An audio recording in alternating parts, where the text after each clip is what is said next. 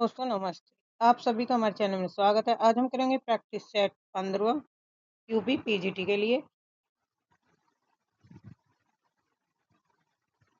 PGT 9 मई और 10 मई को exam है आपका।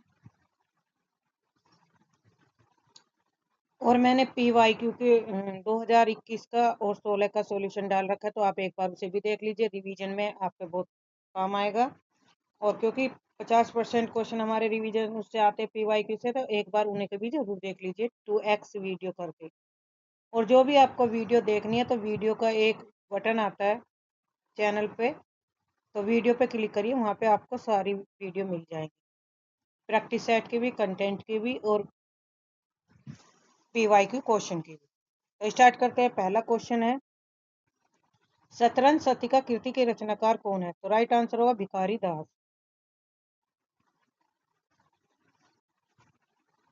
भिखारी दास रीतिकाल के प्रमुख कवि हैं। शतरंज शतिका उनकी एक प्रसिद्ध रचना है, जिसमें शतरंज के खेल के माध्यम के काव्य सिद्धांतों या जीवन के बातों को समझाया गया। जयशंकर प्रसाद की किस कृति को पहले ब्रज भाषा में तथा बाद में खड़ी बोली में रूपांतरित किया गया? राइट आंसर है प्रेम पथिक को। जयशंकर प्रसाद ने प्रेम पथिक की रचना सबसे पहले 1905 में ब्रजभाषा में की थी और बाद में उन्होंने इसे खड़ी बोली में अनुदित या रूपांतरित किया। जो प्रसाद जी के काव्य विकास को समझने के महत्व। हत्या नामक कहानी के लेखक कौन है? अगेय, जैनेन्द्र, मुक्तिबोध या प्रेमचंद? तो राइट आंसर होगा जैनेन्द्र। जैनेन्द्र कुमार द्वारा लिखित एक प्रसिद्ध मनोवैज्ञानिक कहानी है। जैनेन्द्र को हिंदी साहित्य में मनोविश्लेषणवादी कहानी परंपरा का प्रवर्तक माना जाता है। पश्चिमी हिंदी की सर्वाधिक बोली में से कौन सी है? ब्रजभाषा, खड़ी बोली, बुंदेली या बांगरू? तो बोली पूछा गया, राइट आंसर है ब्रजभाषा। पश्चिमी हिंदी भाषा के अंतर्गत 5 बोलियां आती है, जिसमें ब्रजभाषा ऐतिहासिक और साहित्यिक दृष्टि से सबसे अधिक समृद्ध और प्रमुख रही, विशेषकर मध्यकाल में। हालांकि आधुनिक मानक हिंदी का आधार खड़ी बोली है।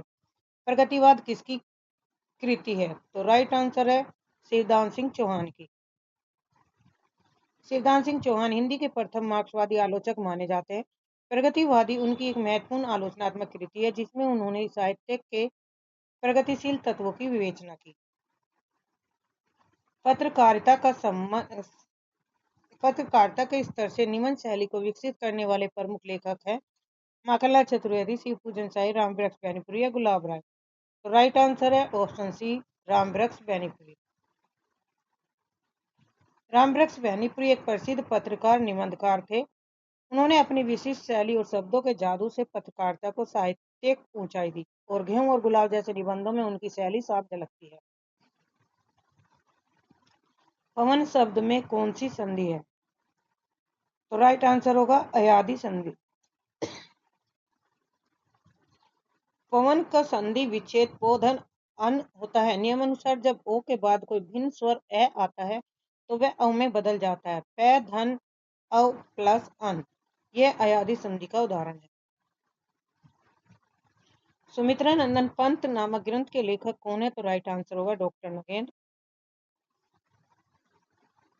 रामवृक्ष बैनीपुरी एक प्रसिद्ध पत्रकार और निबंधकार थे। उन्होंने अपनी विशिष्ट शैली और शब्दों के जादू से पत्रकारिता को साहित्यिक ऊंचाई दी। गेहूं और गुलाब जैसे निबंधों में उनकी ये शैली साफ झलकती है। गांधी जी की जीवनी। महात्मा गांधी के लेखक कौन है? तो राइट आंसर होगा ऑप्शन ए, रामचंद्र वर्मा। महात्मा गांधी के जीवन पर कई लोगों ने लिखा, लेकिन विकल्पों के अनुसार रामचंद्र वर्मा ने महात्मा गांधी शीर्षक से उनकी जीवनी लिखी। उन्होंने गांधी के विचारों को जन जन तक पहुंचाने में मदद की। नाभादास द्वारा रचित भक्तमाल की जो भाषा है कौन सी? तो ब्रज भाषा में लिखी थी। नाभादास जी भक्ति काल के कवि हैं, और उनके द्वारा रचित भक्तमाल, जिसमें भक्तों के चरित्र का वर्णन की रचना ब्रज भाषा में की गई। यह ग्रंथ हिंदी साहित्य के इतिहास को समझने के बहुत महत्व। प्रेमचंद उर्दू में किस नाम से लिखते थे? तो नवाब राय से रचनाएं लिखते थे। मुंशी प्रेमचंद का असली नाम धनपत राय था, लेकिन उन्होंने उर्दू में लेखन की शुरुआत नवाब राय के नाम से की थी। उनका पहला कहानी संग्रह सोजे वतन इसी नाम से प्रकाशित हुआ। बाद में उन्होंने प्रेमचंद नाम अपनाया। बाणभट्ट की आत्मकथा के लेखक है हजारी प्रसाद द्विवेदी।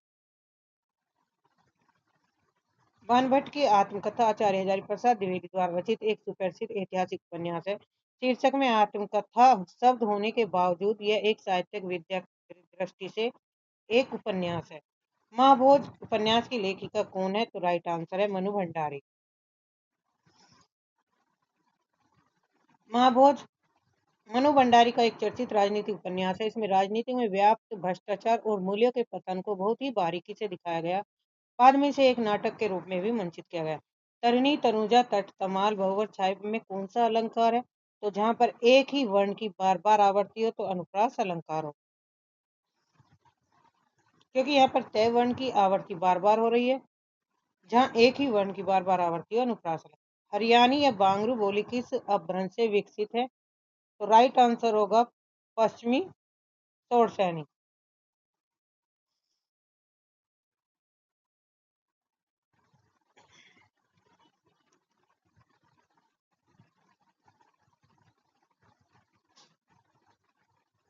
हिंदी की बोलियों का विकास अलग अलग अपभ्रंशों से हुआ। बांगरू, हरियाणी और खड़ी बोली दोनों का विकास तोड़सैनी अपभ्रंश के उत्तरी पश्चिमी रूप में होता है।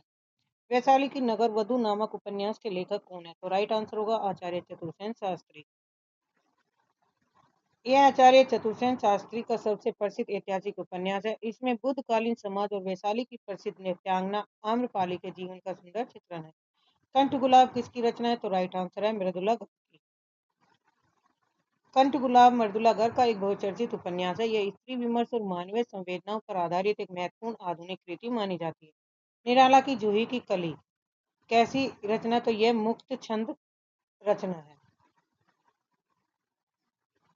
सूर्यकांत त्रिपाठी निराला को हिंदी में मुक्त छंद का प्रवर्तक माना जाता है। उनकी कविता जूही की कली 1916 में मुक्त छंद का एक प्रारंभिक और सबसे सटीक उदाहरण है, जिसमें मात्राओं या वर्णों का कड़ा बंधन नहीं है।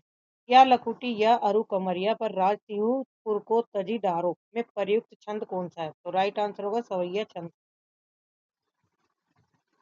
यह प्रसिद्ध पंक्ति कविराज खान की है। यह सवैया छंद में लिखी गई है। सवैया एक वार्णिक छंद है जिसमें 22 से 26 वर्ण होते हैं। यहाँ कृष्ण के प्रति भक्ति और समर्पण व्यक्त किया गया है। भूषण का वास्तविक नाम क्या है? तो घनश्याम है। रीतिकाल के वीर रस के कवि भूषण का वास्तविक नाम घनश्याम था। भूषण की उनकी उपाधि थी जो उन्हें चित्रकूट के सोलंकी राजा रुद्र शाह ने दी थी। स्थावर का विलोम शब्द होगा जंगम। Option B. व्याकरण के अनुसार स्थावर का अर्थ होता है जो एक जगह स्थिर है, जैसे पर्वत, वृक्ष। इनका विपरीत अर्थ जंगम होता है, जिसका अर्थ है जो चल सके या गतिमान। मोक्ष की इच्छा रखने वाले के लिए सही शब्द कौन सा है? तो राइट आंसर होगा मुमुक्षु। अनेक शब्दों के लिए एक शब्द के नियम के अनुसार जो मोक्ष पाना चाहता है उसे मुमुक्षु कहते हैं। कहीं जिज्ञासु का अर्थ है जानने की इच्छा रखने वाला। मुमुक्षा का अर्थ है मरने की इच्छा रखने वाला। पंत की पहली रचना है गिरजे का घंटा। Option C. सुमित्रानंद पंत जी की पहली कविता गिरजे का घंटा मानी जाती है, जो 1916 में प्रकाशित हुई। यह उनके प्रकृति प्रेम और काव्य यात्रा की शुरुआत झलक पेश करती है। प्रसाद पंत और मैथिली शरण नामक निबंध संग्रह किसका है? राम वृक्ष, पैनप्री, अगे, दिनकर या मुक्तिबोध? तो राइट आंसर होगा दिनकर। राष्ट्रकवि रामधारी सिंह दिनकर ने इस निबंध संग्रह में छायावाद के प्रमुख स्तंभ प्रसाद और पंत के साथ साथ राष्ट्रकवि मैथिली शरण गुप्त के साहित्य की आलोचनात्मक विश्लेषण किया। प्रेमचंद की किस कृति को प्रतिबंधित किया गया था? तो करबला, सोजे वतन, निर्मला, गबन? तो राइट आंसर होगा सोजे वतन। सोजे वतन प्रेमचंद का उर्दू कहानी संग्रह था, जिसमें देशभक्ति की भावना से ओतप्रोत कहानियां थी, जिसके कारण ब्रिटिश सरकार ने इसे राजद्रोही मानकर प्रतिबंधित कर दिया था। इसकी प्रतियां जलवा दी थी, यानी अंग्रेजों ने जो सोजे वतन की जो पत्रिका थी उनकी जो प्रतियां लिखी हुई थी उन्हें जलवा दिया था। आकाश का पर्यायवाची शब्द है गगन, नभ, अंबर, अवनी। नहीं है तो कौन सा नहीं है? डी नहीं है। अवनी का अर्थ होता है पृथ्वी। गगन, नभ, अंबर तीनों ही आकाश के पर्यायवाची है। अवनी का अर्थ धरती या पृथ्वी होता है, इसलिए यह आकाश का पर्यायवाची नहीं है। आकाश गंगा काव्य संग्रह है बालकृष्ण शर्मा, नवीन, भगवती चरण वर्मा, राम कुमार वर्मा? तो राइट आंसर होगा रामकुमार वर्मा। रामकुमार वर्मा हिंदी के प्रसिद्ध एकांकीकार और कवि हैं। आकाशगंगा उनका एक महत्वपूर्ण काव्य संग्रह और उन्हें हिंदी एकांकी का जनक भी कहा जाता है। पिब धातु का लोट लकार में प्रथम पुरुष का बहुवचन क्या होगा? तो पिबंती होगा।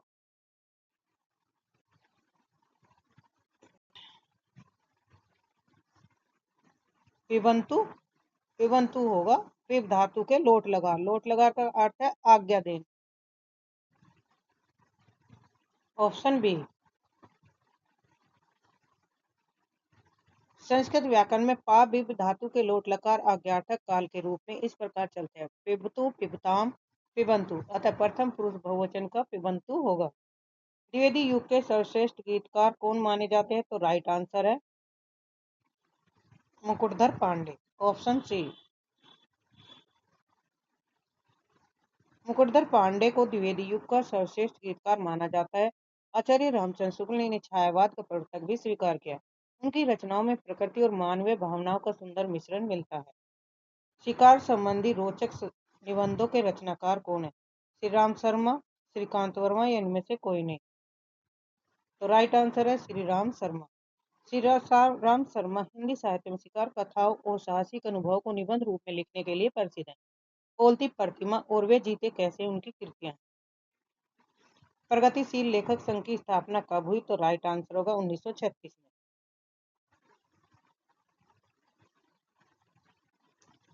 भारत में प्रगतिशील लेखक संघ की स्थापना 1936 ईस्वी में लखनऊ में इसके प्रथम अधिवेशन की अध्यक्षता मुंशी प्रेमचंद ने की थी। यह साहित्य को समाज और राजनीति से जोड़ने का एक बड़ा आंदोलन। सप्तपर्णा किसकी रचना है? तो राइट आंसर है महादेवी वर्मा की। सप्तपर्णा महादेवी वर्मा का एक अनूठा काव्य संग्रह। इसमें उन्होंने ऋग्वेद के मंत्रों और प्राचीन संस्कृत कविताओं का हिंदी में अनुवाद किया।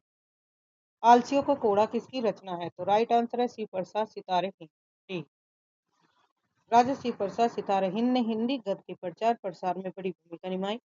आलसियों का कोड़ा उनकी एक प्रसिद्ध शिक्षाप्रद और व्यंग्यात्मक रचना है।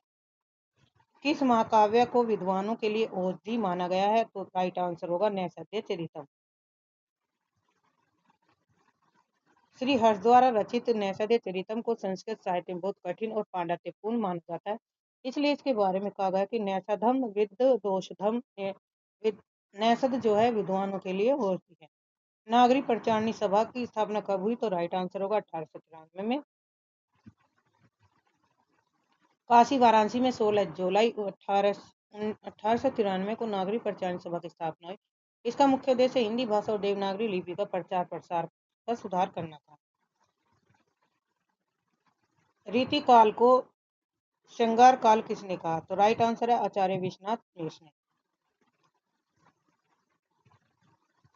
रीति काल के नामकरण को लेकर अलग अलग विद्वानों के अलग अलग मत हैं।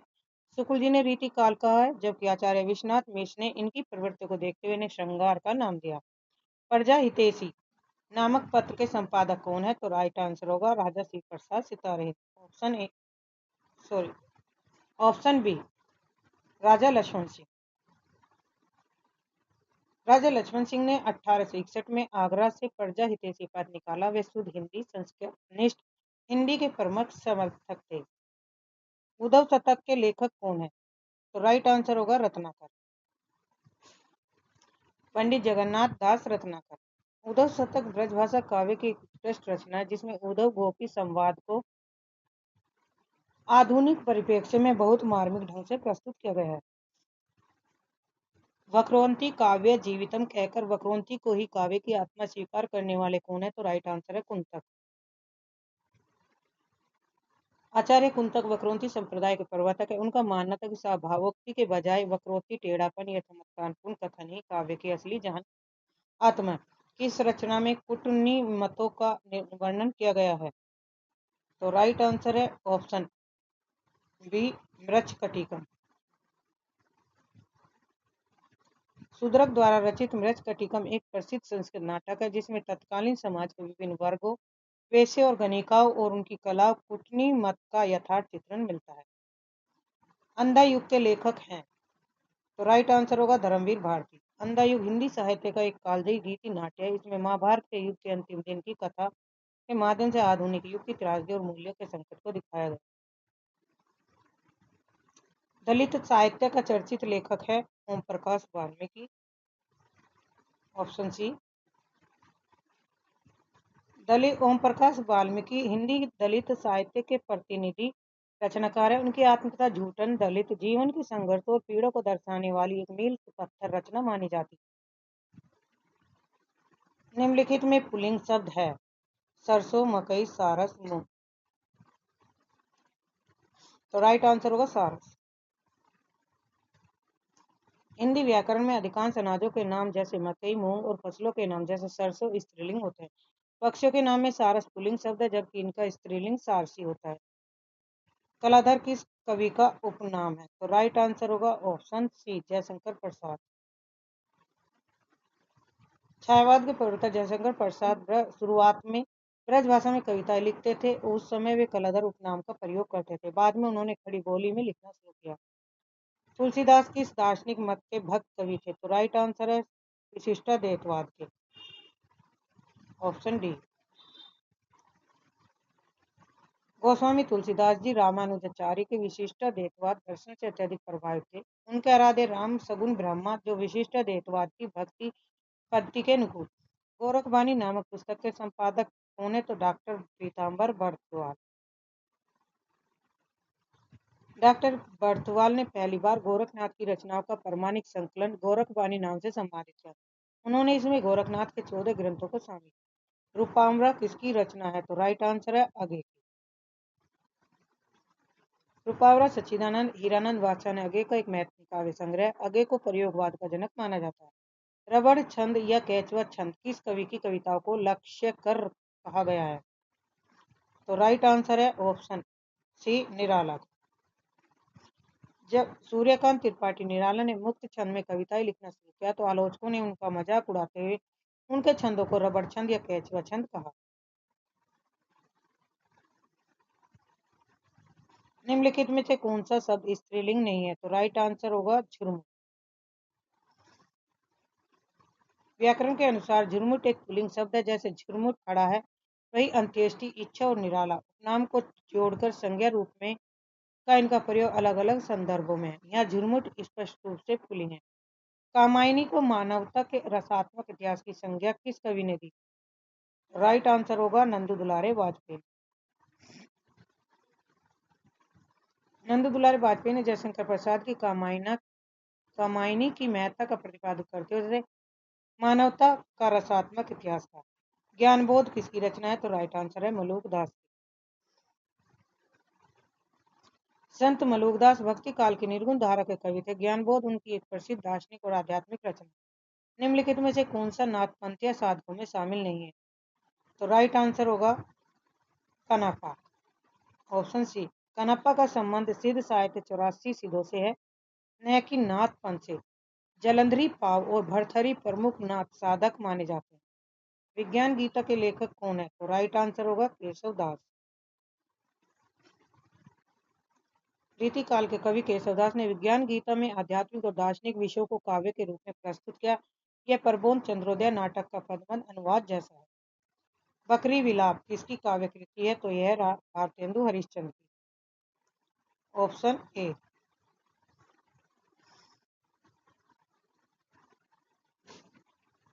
बकरी विलाप भारतेंदु हरिश्चंद्र जी की एक प्रसिद्ध व्यंग्यात्मक कविता है, जिसमें उन्होंने समाज की विसंगतियों पर करारा प्रहार किया। नेक्स्ट क्वेश्चन, पुष्पीय अभिलाषा नामक कविता किसने लिखी? तो राइट आंसर है माखनलाल चतुर्वेदी। चाहा नहीं मैं सुरबाला के गहनों में गूथा जाऊं, यह अमर पंक्तियां माखनलाल चतुर्वेदी के। उन्हें एक भारतीय आत्मा के उपनाम से भी जाना जाता है। किस ग्रंथ में चंद्रवर दाई को छप्पों का राजा कहा गया? तो राइट आंसर है शिव सिंह सरोज। शिव सिंह सागर ने अपने ग्रंथ शिव सिंह सरोज में चंद्रवर दाई को छप्पियों का राजा कहा, क्योंकि उन्होंने पृथ्वीराज रासों में छप्पे छंद का बहुत ही सुंदर प्रयोग किया। निम्नलिखित में से गिरजा माथुर की कौन सी कृति नहीं है? नाश और निर्माण, धूप के दान और पृथ्वी कल्प। तो राइट आंसर होगा ऑप्शन डी, चांद का मुटेड़ा किसकी रचना है? मुक्ति बोध की। बाकी तीनों रचनाएं गिरजा कुमार माथुर की। पंत को किस काव्य कृति पर ज्ञानपीठ पुरस्कार मिला था? तो राइट आंसर है चिदम्बरा के। सुमित्रा नंदन पंत को 1968 में उनकी कृति चिदम्बरा के लिए हिंदी साहित्य का पहला ज्ञानपीठ पुरस्कार प्राप्त हुआ। भारतेंदु युग का कौन सा कवि पुष्टि मार्ग में दीक्षित था? तो राइट आंसर है भारतेंदु हरिश्चंद्र। भारतेंदु हरिश्चंद्र बल्लम संप्रदाय के पुष्टि मार्ग में दीक्षित थे। उन्होंने स्वयं लिखा तद्य सर्वस्व में उनकी अनन्य भक्ति दिखाई देती है। आत्मबोध किसकी रचना है? तो राइट आंसर है गोरखनाथ की, ऑप्शन ए। आत्मबोध नाथ साहित्य के प्रमुख प्रवर्तक गोरखनाथ की प्रसिद्ध रचना है। इसमें हठयोग और आत्मज्ञान की चर्चा की गई है। आदिकाल को बीजोपन काल किसने कहा? तो राइट आंसर है महावीर प्रसाद द्विवेदी, ऑप्शन डी। आचार्य महावीर प्रसाद द्विवेदी ने आदिकाल को बीजोपन काल नाम दिया क्योंकि उनका मानना था कि इस काल में हिंदी साहित्य के बीज बोए गए। अलंकार संप्रदाय के प्रवर्तक है भामा, ऑप्शन बी। आचार्य भामा को अलंकार संप्रदाय का प्रवर्तक माना जाता है। उनकी प्रसिद्ध कृति का नाम काव्य अलंकार। हृदय का मधुबार काव्य रचना किसकी है? तो यह आचार्य रामचंद्र शुक्ल जी। आचार्य रामचंद्र शुक्ल मूलतः एक आलोचक थे, लेकिन उन्होंने हृदय का मधुबार नाम से एक काव्य रचना भी की। हल्दी घाटी वीर रस प्रधान प्रबंध काव्य है। किसका है ये? श्याम नारायण पांडे, नवीन सोलनाथ द्विवेदी। तो राइट आंसर है श्याम नारायण पांडे। श्याम नारायण पांडे ने महाराणा प्रताप के शौर्य पर आधारित हल्दी घाटी नामक महाकाव्य लिखा, जो वीर रस का एक कालजयी रचना है। मोर का पर्यायवाची शब्द है कलापी, तड़ित, विशिकीय, विलक्षण। तो राइट आंसर है कलापी। मोर के पर्यायवाची शब्द कलापी, मयूर, नीलकंठ, सिखी आदि हैं। वही तड़ित बिजली का और विशिक बाण का पर्यायवाची है। कला परिच्छेद के रचनाकार कौन है? तो राइट आंसर है दंडी। आचार्य दंडी संस्कृत के प्रसिद्ध विद्वान थे। कला परिच्छेद उनकी एक महत्वपूर्ण काव्य शास्त्रीय रचना मानी जाती है। उज्ज्वल में प्रयुक्त संधि है। तो राइट आंसर होगा व्यंजन संधि। उज्ज्वल संधि विच्छेद उत धन ज्वल होता है, जहां तय का जय में परिवर्तन हो रहा है, जो व्यंजन संधि का नियम है। काव्य रसायन किसकी रचना है? भूषण की, देव की, बोधा की या ठाकुर की? तो राइट आंसर होगा देव की। रीतिकाल के प्रसिद्ध कवि देवदत्त ने काव्य रसायन, जिसे शब्द रसायन भी कहा जाता है, की रचना की। गड़बड़ घोटाला कौन सा शब्द है? तो भेषज है। जो शब्द स्थानीय बोली या क्षेत्रीय प्रभाव के कारण हिंदी में आए हैं, जिनका स्रोत संस्कृत नहीं है, उन्हें भेषज शब्द कहते हैं। गड़बड़ घोटाला इसी श्रेणी का। महाकवि सूरदास किसकी आलोचक कृति? हजारी प्रसाद द्विवेदी, रामचंद्र, आचार्य नंद दुलारे, वाजपेयी। तो राइट आंसर है आचार्य नंद दुलारे, वाजपेयी।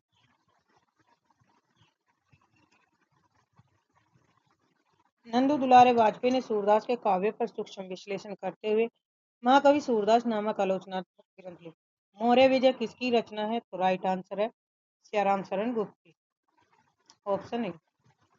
मौर्य विजय सियाराम शरण गुप्त का एक प्रसिद्ध ऐतिहासिक काव्य है। वे राष्ट्रकवि मैथिलीशरण गुप्त के छोटे भाई थे। शोका कुल में समास है, शोक से आकुल, तत्पुरुष समास। शोका कुल का समास विग्रह शोक से आकुल होता है। यहाँ से करण कारक की विभक्ति का लोप है, इसलिए करण तत्पुरुष समास का उदाहरण है।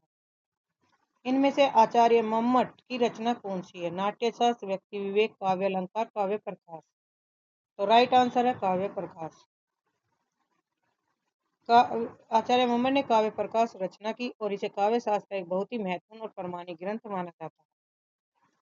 कपटी मित्र किस का सही अर्थ है? तो राइट आंसर है आस्तीन का। आस्तीन का सा मुहावरे का अर्थ होता है ऐसे धोखेबाज व्यक्ति जो साथ रहकर भी विश्वासघात करे या कपटी का मित्र हो।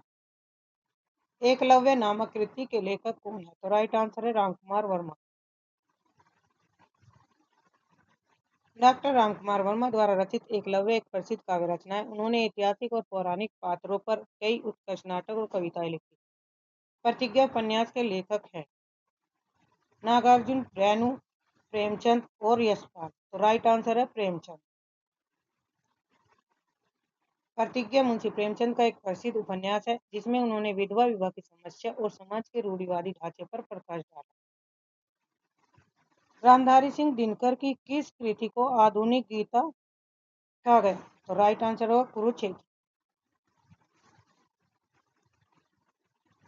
दिनकर जी की कृति कुरुक्षेत्र को आधुनिक युग की गीता कहा जाता है। इसमें उन्होंने युद्ध और शांति के दर्शन पर गहन विचार व्यक्त किए। मेरे घर से आपका घर 5 किलोमीटर दूर है। वाक्य में घर से में कौन सा कार है? कर्म, करण, संबंध। कर्ता ने कर्म को करण से, तो राइट आंसर है सी, ऑप्शन बी। अच्छा, घर से दूर है तो अपादान कारक हो। यहाँ से का प्रयोग अलगाव दूरी बताने के लिए किया गया। जहाँ किसी वस्तु के अलग होने या दूरी का बोध हो वहाँ अपादान कारक होता है। मानस का हंस उपन्यास के लेखक कौन है? तो राइट आंसर है अमृतलाल नागर। मानस का हंस अमृतलाल नागर द्वारा लिखित एक कालजयी जीवनी परक उपन्यास है जो गोस्वामी तुलसीदास के जीवन पर आधारित है। निम्नलिखित में पुल्लिंग शब्द नहीं है। रतन, मोती, नकल, बचपन। तो राइट आंसर है नकल। नकल कैसा शब्द है? स्त्रीलिंग।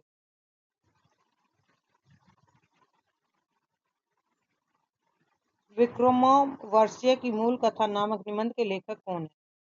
चंद्र शर्मा गुलेरिया, रामचंद्र शुक्ल, अगेय या इनमें से कोई नहीं?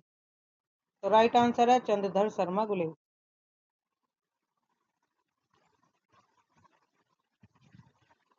सुखमय जीवन और उसने कहा था जैसी कहानियों के लेखक चंद्र शर्मा गुलेरी ने विक्रमोर्वशी की मूल कथा नामक एक विद्वतापूर्ण निबंध भी लिखा था। नागार्जुन किस कवि वर्ग के कवि आते हैं? तो ये हैं प्रगतिवादी कवि। नागार्जुन को हिंदी साहित्य में प्रगतिवाद का आधार स्तंभ माना जाता है। उन्हें जन कवि भी कहा जाता है क्योंकि उनकी कविताएं आम जनता के संघर्षों से जुड़ी। महावीर प्रसाद द्विवेदी और हिंदी नवजागरण के लेखक कौन हैं? रामविलास शर्मा, नामवर सिंह, डॉक्टर नगेंद्र और नंदू दुलारे वाजपेयी। तो राइट आंसर होगा रामविलास शर्मा।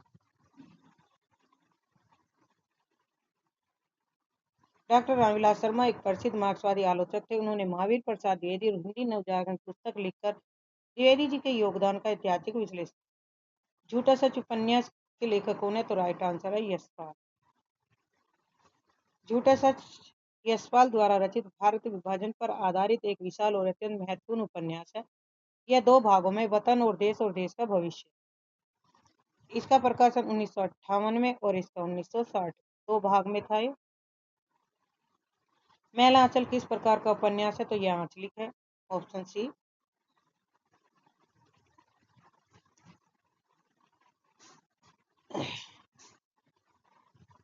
फणीश्वरनाथ रेणु द्वारा लिखित मैला आंचल हिंदी का प्रथम और सबसे प्रसिद्ध आंचलिक उपन्यास माना जाता है। इसमें बिहार के पुणे जिले के एक अचल जी का जीवन चित्रण है। वह अपनी कक्षा का सर्वाधिक प्रतिभाशाली छात्र है। उपयुक्त वाक्य का बिना अर्थ बदले निम्नलिखित में से कौन सा नकारात्मक वाक्य उपयुक्त है? वह अपनी कक्षा का सर्वाधिक प्रतिभाशाली। Right answer option B. उसके समान अपनी कक्षा में कोई भी प्रतिभाशाली छात्र नहीं है। नकारात्मक वाक्य में बदलते समय अर्थ नहीं बदलना चाहिए। निम्नलिखित मिश्र वाक्यों में कौन सा विशेषण उपवाक्य है? तो राइट आंसर है ऑप्शन बी। लखनऊ जो उत्तर प्रदेश की राजधानी है एक ऐतिहासिक नगर है। यहाँ जो उत्तर प्रदेश की राजधानी है वाला हिस्सा लखनऊ संज्ञा की विशेषता बता रहा है। जो जिसे जिसका से शुरू होने वाले उपवाक्य अक्सर विशेषण उपवाक्य होते हैं। निम्नलिखित वाक्य में रिक्त स्थान की पूर्ति दिए गए विकल्पों में उचित विकल्प चुनिए। युवा असंतोष का कारण निरंतर वृद्धि है। भ्रष्टाचार, ऑप्शन बी। सामान्य संदर्भ में युवा असंतोष का एक बड़ा कारण निरंतर बढ़ता हुआ भ्रष्टाचार माना जाता है। यह वाक्य सबसे सटीक रूप से पूर्ण करता है। ई प्रत्यय किस शब्द में नहीं है? तेली, चमेली, माली और अलबेली। तो राइट आंसर होगा चमेली। तेल प्लस ई तेली, माली में माल प्लस ई, अलबेला में अलबेला प्लस ई प्रत्यय है। चमेली एक मूल शब्द है जिसमें ई अलग से प्रत्यय के रूप में नहीं लगेगा। प्राचीन शब्द का विलोम क्या है? तो अर्वाचीन। व्याकरण का प्राचीन ओल्ड का सबसे सटीक विलोम अर्वाचीन यानी कि मॉडर्न होता है। यद्यपि नवीन भी नया होता है पर जोड़े के रूप में अप्राचीन और अर्वाचीन सही है। शुद्ध रूप कौन सा है? तदात्म्य, तदात्म्य या तदात्म्य या तथात्म्य। तो राइट आंसर ऑप्शन ए।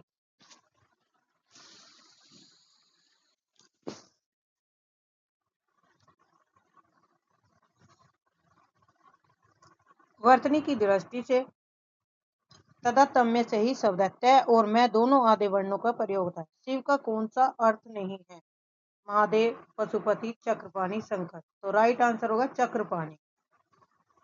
चक्र को धारण करने वाले कौन है? कृष्ण। महादेव, पशुपति, शंकर भगवान शिव के नाम है। चक्रपाणी जिनके हाथ में चक्र है भगवान विष्णु का नाम। कारक के भेद कितने होते हैं? तो कारक के 8 भेद होते हैं। हिंदी व्याकरण में कुल 8 भेद होते हैं, जो इस प्रकार: कर्ता, कर्म, करण, संप्रदान, अपादान, संबंध, अधिकरण और संबोधन।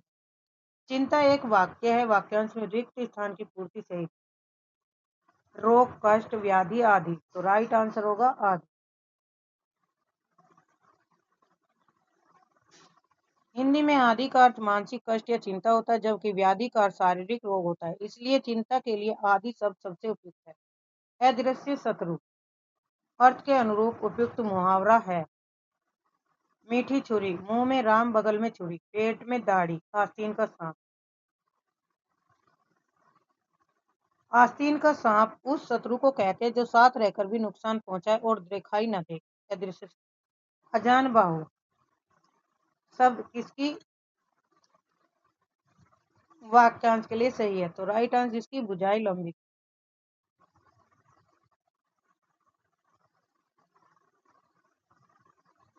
संस्कृत में आ तक, जानू घुटने तक और बाहु हाथ, अर्थात जिसके हाथ घुटनों तक लंबे उसे अजान बाहु कहते हैं।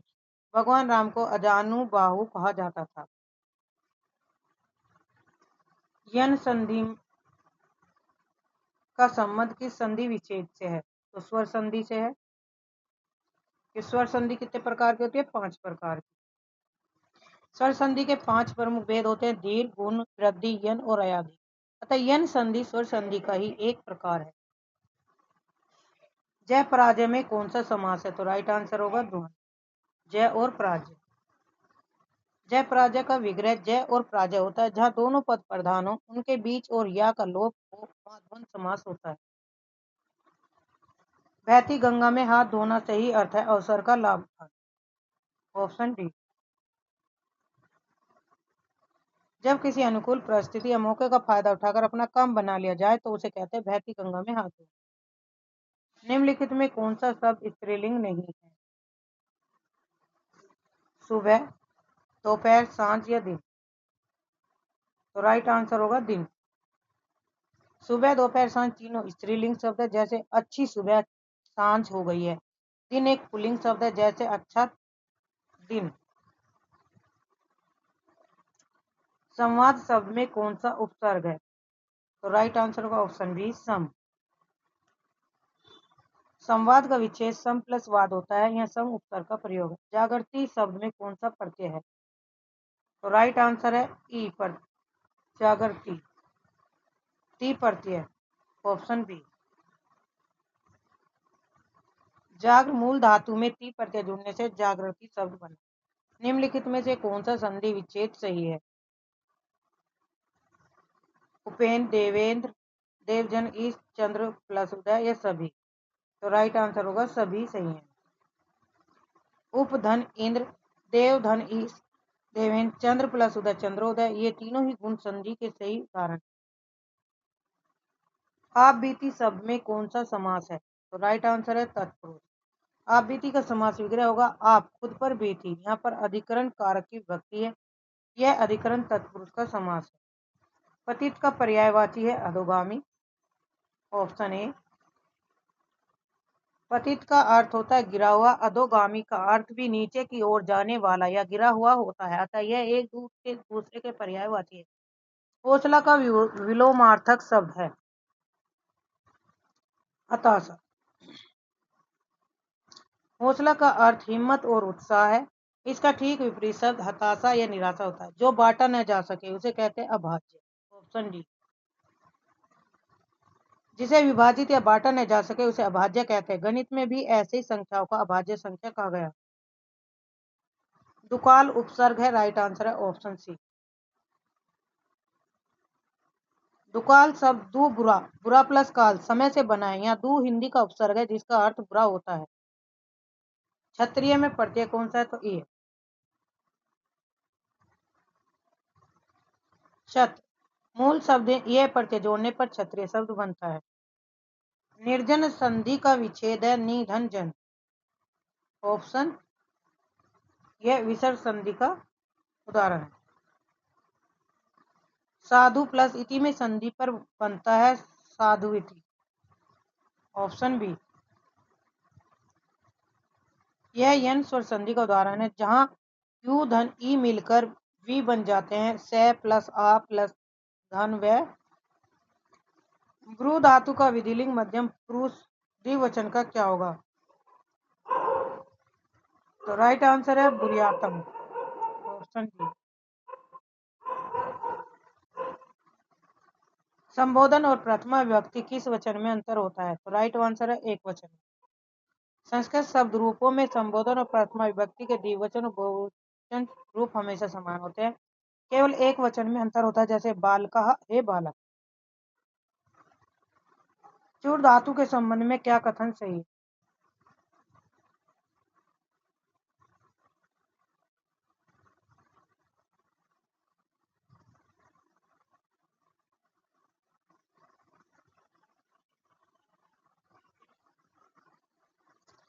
चूड़ धातु के संबंध में क्या कथन सही? तो राइट आंसर है ऑप्शन बी। चूड़ धातु से स्वार्थ में नीच प्रत्यय होता है। चुरादी गण की धातुओं जैसे चुर माने चुराना में स्वार्थ ही नीच प्रत्यय लगाकर रूप बनाए जाते हैं, जैसे चोर्यति।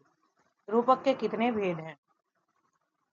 6, 8, 10, 12। तो राइट आंसर है 10। रूपक के कितने भेद हैं? 10। संस्कृत नाट्यशास्त्र 10 रूपक के अनुसार नाटक के 10 प्रमुख भेद माने जाते हैं, जिन्हें 10 रूपक कहा जाता है। जैसे नाटक, प्रकरण, भान और प्रहसन। क्रिया अकर्मक होती है में कौन सा विकल्प गलत है? जब कर्म शब्दों से लिखन है। Option D. कर्म शब्दों से न लिखे उन्हें मात्र से क्रिया कर्मक नहीं हो जाती। यदि क्रिया के साथ कर्म की संभावना बनी रहती है, जैसे वे खाता में क्या उत्तर संभव है, तो यह सकर्मक ही रहती है। यथामिति शब्द में कौन सा समास है? तो राइट आंसर है अविभाव्य समास। जिस समास का पहला पद अव्यय हो, यथा और प्रधान हो, उसे अविभाव्य समास कहते हैं। यथामिति का विग्रह है मति माने बुद्धि के अनुसार। कर्म के उक्त होने पर कर्ता में कौन सी विभक्ति होती है? प्रथमा विभक्ति, तृतीय या चतुर्थी। राइट आंसर होगा तृतीय विभक्ति। जब वाच्य परिवर्तन होता है तो कर्म प्रधान हो जाता है और कर्म वाच्य तो कर्ता अनुक्त हो जाता है। नियम के अनुसार अनुक्ते कर्तरी तृतीया, अर्थात अनुक्त कर्ता में तृतीय विभक्ति होगी। अकारांत पुल्लिंग प्रथम शब्द का तृतीय विभक्ति बहुवचन रूप क्या होगा? तो राइट आंसर होगा प्रथम। प्रथम शब्द बालक की तरह चलते हैं। जैसे बालक का तृतीय बहुवचन बालके होता है, उसी प्रकार प्रथम का प्रथ में होगा। संधि निम्नलिखित में से किसमें अवश्य करनी चाहिए? एक पद में, धातु या उपसर्ग के मध्य, समास में या उपयुक्त सभी। तो राइट आंसर होगा उपयुक्त सभी। संस्कृत का प्रसिद्ध नियम है कि सहिते पदे नित्य नित्य धातु परसग नित्य समासी वाक्य तु स विवक्षापेक्षते, अर्थात एक पद में धातु उपसर्ग के बीच और समास में संधि अनिवार्य। शिवराज विजय के प्रथम विराम में कितने निश्वास हैं? तो राइट आंसर है 4। पंडित अंबिका दत्त व्यास द्वारा रचित शिवराज विजय में कुल 3 विराम और प्रत्येक विराम में 4 निश्वास हैं। इस प्रकार पूरे ग्रंथ में कुल 12 निश्वास। मेघदूतम में परीक्षण के प्रत्येक चरण में कितने अक्षर होते हैं? तो राइट आंसर होगा 17। कालिदास द्वारा रचित मेघदूतम पूरा का पूरा मध्यकांता छंद में लिखा गया है।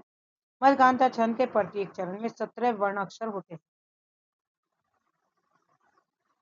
धमना स्थिते भार वाहनेन ज्ञायते कालवेग, यह उक्ति किस ग्रंथ से संबंधित है? तो राइट आंसर है शिवराज विजय। यह पंक्ति शिवराज विजय के प्रथम निश्वास से ली गई, जहां योगी राज के समाधिस्थ होने पर समय के वेग का वर्णन। शीतोष्णम शब्द में क्या समास है? तो राइट आंसर है द्वंद्व समास। शीतोष्णम का विग्रह शीतम च उष्णम च, ठंडा और गर्म होता है। यह इतरेतर द्वंद्व समास का उदाहरण है। जब कोई क्रिया कृदंत रूप से प्रकट की जाती है तो उस क्रिया के कर्ता अथवा कर्म में कौन सी विभक्ति का प्रयोग होता है? तो राइट आंसर है षष्ठी विभक्ति।